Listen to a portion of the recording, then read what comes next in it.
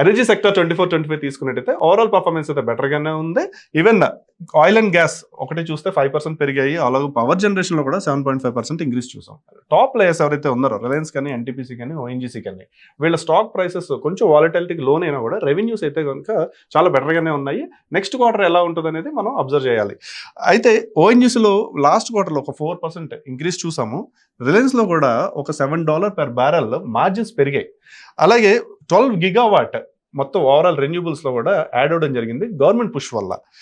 ఈ June quarter మనం observe చేస్తే 6-8% గ్రోత్ అయితే ఉంది. NTPC will be the leader. ఇంకా ట్రంప్ గురించి వస్తే ఆల్మోస్ట్ ట్రంప్ పాలసీస్ అన్ని కూడా ఆయిల్ ఫ్రెండ్లీగా ఉన్నాయి. మిగతా సెక్టర్స్ కన్నా కొంచెం బెటర్గానే టారిఫ్స్ ఉన్నాయి. దీంట్లో ఆల్మోస్ట్ 10% టారిఫ్ కట్స్ చూసాము. అలాగే క్రూడ్ ప్రైసెస్లో కూడా 3-5% ఉండేలా ఛాన్స్ ఉంది. సో ఓవరాల్గా చూస్తే నెక్స్ట్ క్వార్టర్లో ఎనర్జీ సెక్టర్ కొంచెం బూమింగ్గానే ఉంది. ఇంకా నెక్స్ట్ ఇయర్ కనుక మనం అబ్జర్వ్ చేస్తే చాలా రెన్యూబుల్స్ యాడ్ అవుతాం జరుగుతుంది. ఈవెన్ మోడీ పాలసీస్ కానీ, అలాగే బయట నుంచి వచ్చే పెట్టుబడులు కానీ ఎనర్జీలో ఎక్కువగానే ఉన్నాయి. సో ఈ ఎనర్జీ సెక్టర్ గురించి మీరేమనుకుంటున్నారో మాకు కామెంట్ బాక్స్లో తెలియదు.